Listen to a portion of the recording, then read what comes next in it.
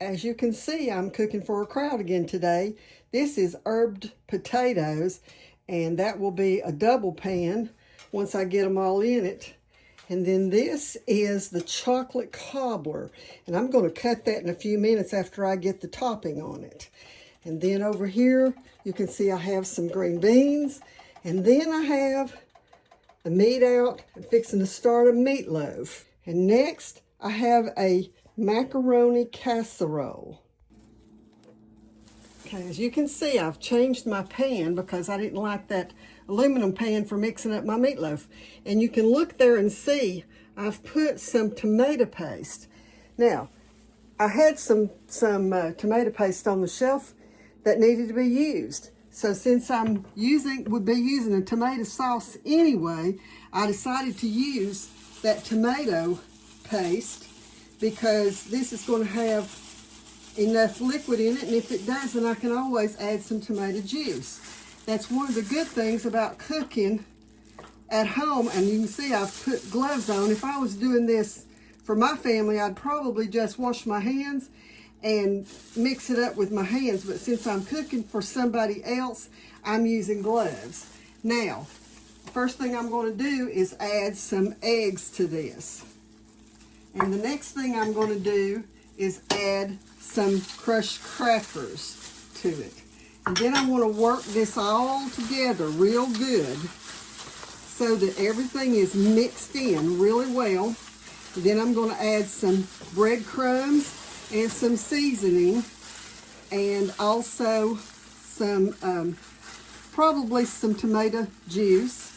We'll see how it turns out, how it looks. But I'm going to dice up some onions to put in it, and then add some more breadcrumbs to it because I want all of the fats in this to be mixed in with the meatloaf. I don't want to have it, you know, a bunch of fat running off the edges of it whenever I get it out of the oven. And then I'm going to put this in small buffet pans to bake because this will be a very heavy dish. And okay, you can see here I've got the breadcrumbs have been added to it, and I've stirred it up real good mixed it up good with my hands is what I did. I'm about to put my gloves back on, some clean ones this time again, and I'm going to sprinkle these seasonings, mix that up real good in the little dish. I'm going to sprinkle these seasonings all over here. I've got some steak seasoning there, and I've got some salt, and I've got some pepper. I've got a little bit of garlic.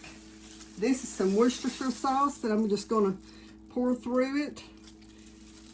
And then I've got this big bowl of onions. That's what makes the meatloaf the best, is the onions.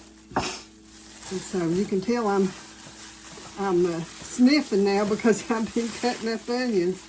Someday I'll show y'all a trick that I learned years ago. When you have to cut up a whole lot of onions to keep it from watering your eyes and all that stuff. But anyway, you can see now this is getting all of the onions all mixed through it. And then I'm going to divide this out into some small pans and bake it.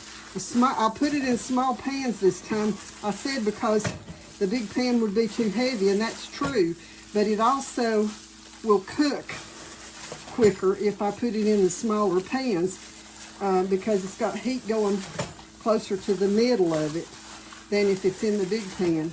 Anytime you cook in big pans, you have to cook a longer amount of time. This is going to have some tomato juice in it, so let me see here if I think I can do that without taking my gloves off. That's good old Roma juice. Just pour a little bit in there and see if I can get that mixed together and see if it's softer that way. Yeah, that done it. Between that and the fats that are already in the meat, this is all fresh off the meat too. I just bought a quarter of a beef a few days ago, and this was part of it. And so, as you can see, that's all mixed up now. I do believe I'm going to have just a little bit more of that juice, though.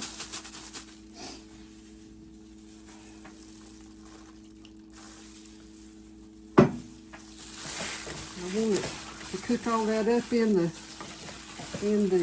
breadcrumbs, but I don't want it to be dry.